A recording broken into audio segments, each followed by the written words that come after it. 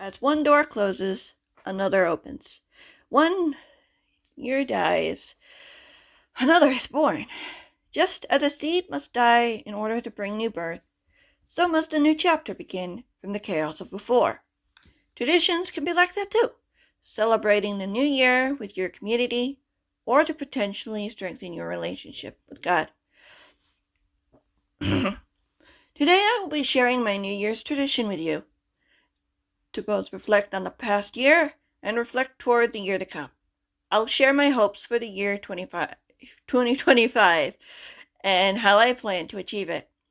This video isn't like my typical Minecraft videos, where I read you a chapter or two from my Clock Chronicles universe, or spending time in my survival Let's Play world. It's about faith. It's about Jesus and my relationship with him. If that's not your cup of tea, that's totally fine. I wish you a good rest of your day or night on your journey to find the next video to watch that will entertain you better than I can. If you do choose to stay, that's great too. Welcome into my annual reflection story for 2024 and 2025. Let's begin. Every first Sunday of the year, my church community is encouraged to pick up a card with a word on it called a star card.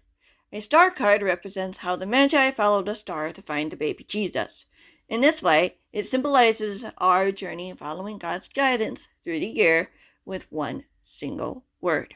Last year, my word was helpfulness. It was a word that seemed quite obvious at first, but of course, there can be a double meaning to the word. I spent all of 2024 at home, searching for a job and making videos for YouTube. I've helped let the dogs, Maddie and Rosie, out once or twice during the day when my parents aren't home, and cleaned up if I made a mess. However, throughout the year, I've also learned that being helpful can be good, but it's also good to ask for help too. I don't like asking for help. I like independence. I want to be able to do everything myself, but I can't. I need help going places that require a drive, since I can't drive, and I have to ask for advice when I don't know what I should do. I'm learning what limits I have with my knowledge and understanding, even if the solution isn't something I want to hear. I want to help people, and I feel like I have. I've answered questions to people when I knew the answer. I suggested sending positive comments toward Impulse's Impossible Minecraft episode because there was so much negativity and he was dealing with it well. Of course, I do believe that many did that on their own, and that I can't prove it because the only evidence is on a Twitch stream, but still felt good seeing someone else get blessed through dozens of people in the community wanting to encourage him. It doesn't matter whether they did because of my suggestion or not. It's the fact that they cared enough to do it. It's knowing how to help and doing it without hesitation. Another thing I just thought of was the recent passing of my aunt in September.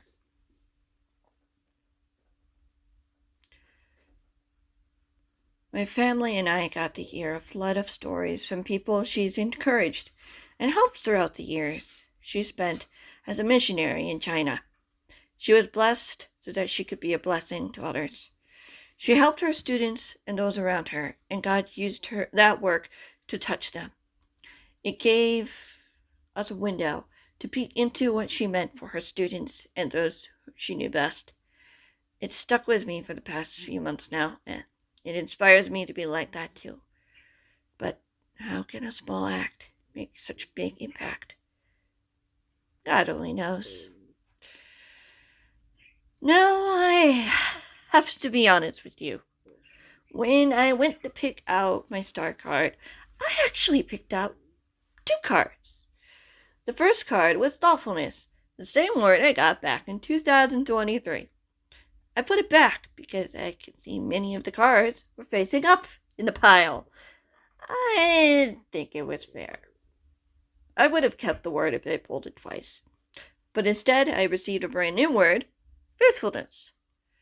I wanted to bring that up because it would have felt weird if I didn't. I want to be authentic, and pretending that faithfulness was the only card I picked, which wouldn't have been a bad thing, just didn't feel right. So, I don't know. Do I technically have 2 words this year, or just the one? I will be focusing on faithfulness in this video, because I do feel like it has some significance this year, although I don't know how much it will be. I've spent over a year now trying to find a job so that I could pay my student loans or support those I wanted to support. However, I had no luck. My parents are currently paying my loan fees for me until I get some sort of income. I'm still far from being monetized on YouTube, with very minimal watch hours.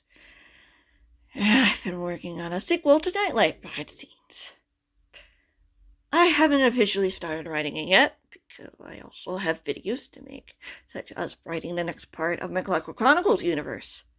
Balancing these 2 things when I want to write one more than the other is hard. The Nightlight sequel does have a baseline story, but I feel it could be better. But none of this would be possible without God in my life. I struggle with stepping away from my routine schedule and talking to Him, giving Him time in my day that was His to begin with. I don't know why He hasn't provided a job yet. Maybe the right one hasn't arrived, or He wants to guide me somewhere else. But I do know that God is faithful and will answer my frustrations and confusion. That it's okay to bring it all to Him.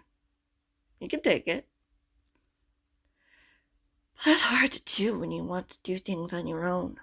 It's unfortunately a natural instinct we humans formed when we chose to do things our way, based on our own wisdom, rather than God's. This is something I will probably be struggling with for the rest of my life. I'm starting to begin to understand Paul's meaning when he wrote about not doing what he wanted to do, but doing what he didn't want to do. I feel torn, because I want to trust God to believe that He is faithful, and I do. At least, I think I do. It's not easy when the world seems louder than He does right now. I do have hope that no matter what happens in 2025, that God has a plan to further His kingdom. I wanted to be a part of that work, however He wanted to use me. Now I have to wait and see. Stay vigilant and steadfast in His word and His promises. To keep praying, keep asking, keep hoping, because there's nothing that can keep me or you from God's love. Thank you for joining me on this little journey reflecting on what these words meant to me, from the past year to what lies ahead. I hope you enjoyed this video. If you did, please feel free to leave a like and leave a comment with your thoughts and hopes for the new year. You don't have to be specific with anything in particular, but I do want to give you a safe place to share if you choose. And just remember, you are blessed, beloved, and beautiful, treasured by the one true King, who is your Father and your friend. I'll see you guys in the next one, whenever that might be. Goodbye.